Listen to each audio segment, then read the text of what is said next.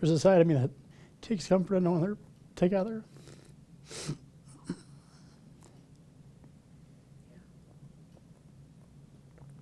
Because he was her world.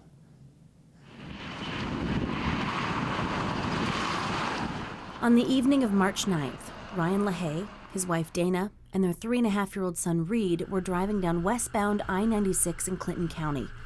It would be the last evening Ryan would see his family alive. When I remember about the accident, I remember seeing the headlights come across the median, and then don't remember the impact at all. Police say a drunk driver left the eastbound lanes and hit them head-on. When Ryan came to, it was too quiet. I was scared because I didn't hear anything. You know, my son wasn't crying, so my first instinct was, oh my God.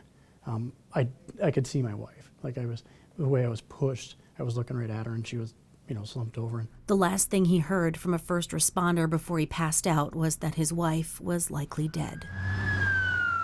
Both Ryan and Reed were rushed to Sparrow Hospital in Lansing.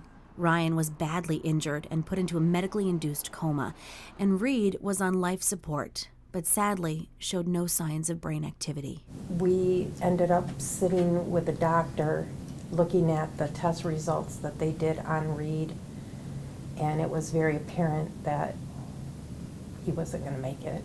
But little Reed could help others make it and give them the gift of life by donating his organs and tissue.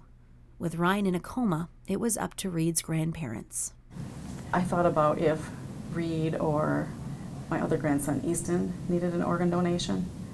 It would be devastating to have, not be able to find a donation for them. Mm-hmm. So that kind of was my final decision, was based on that. We could see that as being the only good thing that might come from this terrible tragedy. First, Reed was taken to his dad's room, the last time this father and son would be next to one another.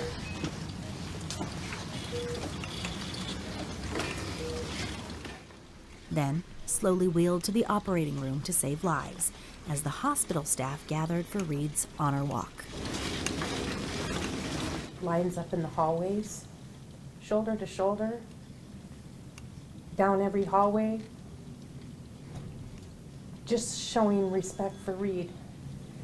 And when we walked out, it was overwhelming. Little Reed's family, they can't change their story. Their story is tragic, but they were able to write a different story for at least 3 other families that we know of right now. Because little Reed's grandparents made the decision that they made, a 70-year-old woman, a 40-year-old man, and a 1-year-old baby girl are alive today. Reed donated both kidneys, his liver, 3 heart valves, and tissue, and in the future could help save 2 other children as well. About a week later, Ryan was out of his coma, but soon learned his nightmare wasn't over, that his wife and son were both gone. When I first met her, it kind of was love at first sight, but probably the most caring person I've ever met. Good mom? Unbelievable.